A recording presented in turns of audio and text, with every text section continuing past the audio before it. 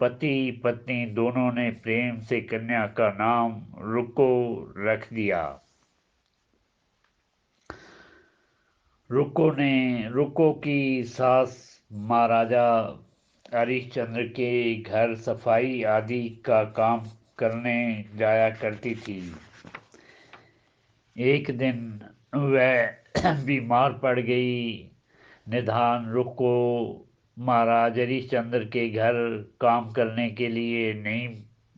पहुंच पहुंच गई।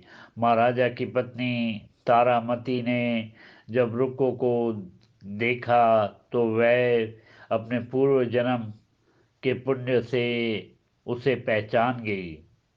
तब तारामती ने रुको से कहा कि हे बहन, तुम मेरे यहाँ निकट आकर बैठो।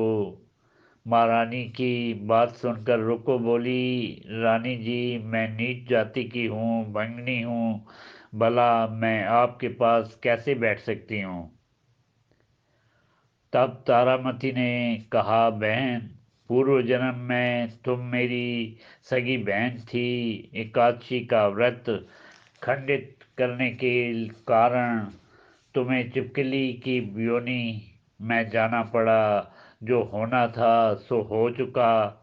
अब तुम अपने इस जन्म को सुधारने का उपाय करो तथा भगवती वैष्णवी माता की सेवा करके अपना जन्म सफल कर बनाओ। ये सुनकर रुको को बड़ी प्रसन्नता हुई और उसने उपाय पूछा। रानी ने बतलाया कि वैष्णो माता सब मनोरथों को पूर्ण करने वाली है। जो लोग श्रद्धा पूर्वक माता का पूजन व जागरण करते हैं उनकी सब मनोकामनाएं पूर्ण होती हैं। रुको ने प्रसन्न होकर माता की मनौती करते हुए कहा, हे माता, यदि आपकी कृपा से मुझे एक पुत्र प्राप्त हो जाए तो मैं भी आपका पूजन व जागरण करवाऊंगी। माता ने प्रार्थना को स्वीकार कर लिया। फलस्वरूप 10वें महीने उसके गर्भ से एक अत्यंत सुंदर बालक ने जन्म लिया। परंतु दुर्भाग्यवश रुको को माता का पूजन जागरण कराने का ध्यान ही ना रहा। परिणाम ये हुआ कि जब ये बालक 5 वर्ष का हुआ तो एक दिन उसे माता चेचक निकल आई। रुको को दुखी होकर अपने पूर्व जन्म की बहन तारामती के पास आई और बच्चे की बीमारी का सब वृतांत कह सुनाया। सब तब तारामती ने पूछा, तू जरा ध्यान करके देख, तुझसे माता के पूजन में कोई भूल तो नहीं हुई। इस पर रुको को 6 वर्ष पहले की बात का ध्यान आ गया और उसने अपराध स्वीकार कर लिया। उसने फिर मन में निश्चय किया कि बच्चे को आराम आने पर जागरण अवश्य करवाऊंगी। भगवती की कृपा से बच्चा दूसरे दिन ही ठीक हो गया। तब रुको ने देवी के मंदिर में जाकर पंडित से कहा कि मुझे अपने घर माता का जागरण करना है, अतः आप मंगलवार को मेरे घर पधार कर कृतार्थ करें। पंडित जी बोले, अरे रुको, तू यहीं 5 रुपये दे जा, हम तेरे नाम से मंदिर में जागरण करवा देंगे। तू नीच जाति की स्त्री है, इसलिए हम तेरे घर में जाकर देवी का जागरण नहीं कर सकते। रुको ने कहा, हे पंडित जी, माता के दरबार में तो ऊंच नीच का कोई विचार नहीं होता। वह तो सब भक्तों पर सम्मान रूप से कृपा करती है, अतः आपको कोई एतराज नहीं होना चाहिए।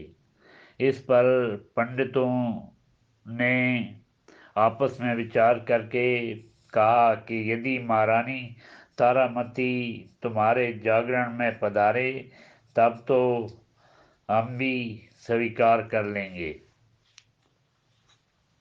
ये सुनकर रुको को महारानी के पास गई और सब वृतांत कह सुनाया।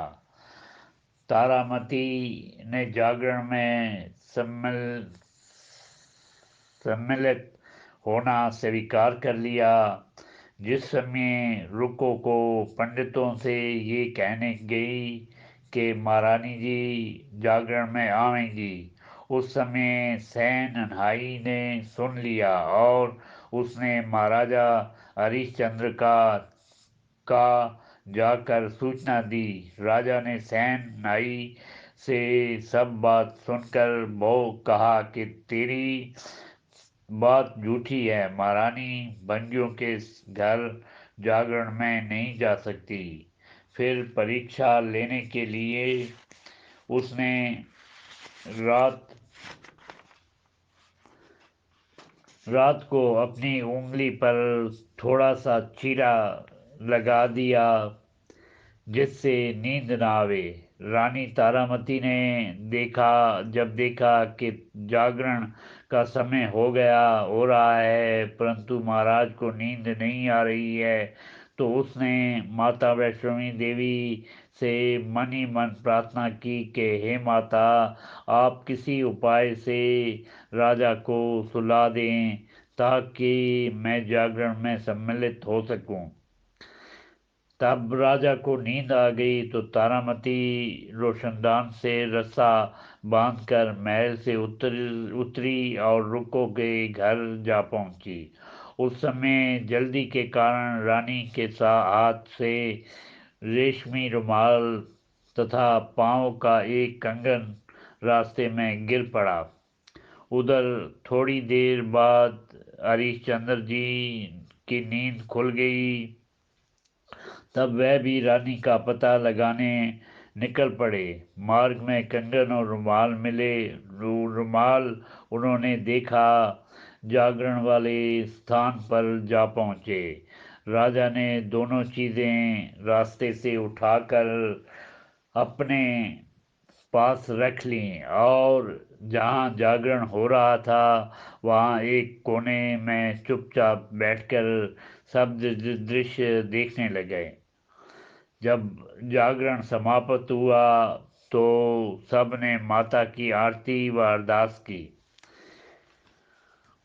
उसने बाद में प्रसाद बांटा। उसके बाद प्रसाद बांटा गया। रानी तारामती को जब प्रसाद मिला तो उसने झोली में रख लिया।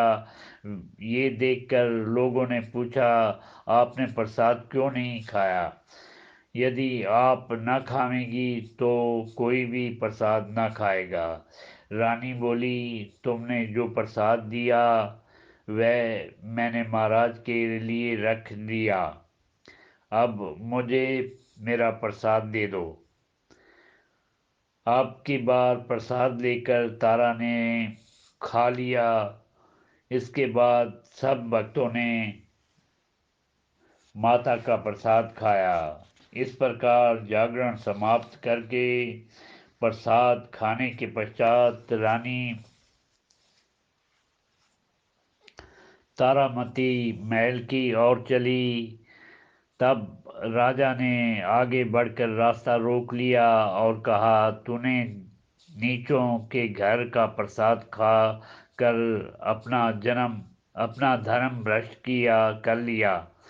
अब मैं तुझे अपने घर में कैसे रखूं? तूने तो कुल की मर्यादा में मेरी प्रतिष्ठा का भी कोई ध्यान नहीं रखा। जो प्रसाद तू अपने झोली में रखकर मेरे लिए लाई है उसे खिलाकर मुझे भी अपवित्र करना चाहती है। ऐसा कहते हुए जब राजा ने झोली की और देखा तो भगवती की कृपा से प्रसाद के स्थान पर उसमें चंपा, गुलाब, गेंदा के फूल, कच्चे चावल और सुपारी दिखाई दी। ये चमत्कार देखकर राजा आश्चर्यचकित रह गया। राजा हरिश्चंद्र रानी तारा को साथ लेकर महल में लौट आए। वहाँ रानी ने ज्वाला मैया की शक्ति के बिना किसी माचिस या चकमक पत्थर की सहायता लिए राजा को अग्नि प्रज्वलित करके दिखाई, जिसे देखकर राजा का आश्चर्य और बढ़ गया। राजा ने मन में भी देवी का प्रति विश्वास और तथा श्रद्धा जाग उठी। इसके बाद राजा ने रानी से कहा, मैं माता से प्रत्यक्ष दर्शन करना चाहता हूँ। रानी बोली, प्रत्यक्ष दर्शन पाने के लिए बहुत बड़ा त्याग होना चाहिए। यदि आप अपने पुत्र रोहिताश रोहिताशव की बलि दे सकें तो अपने दुर्गा देवी के प्रत्यक्ष दर्शन भी प्राप्त कर हो सकते हैं। राजा के मन में तो देवी के दर्शन की लगन हो ही गई थी। राजा ने पुत्र मोह त्याग कर रोहिताशव का सिर देवी को अर्पण कर दिया। ऐसी सच्ची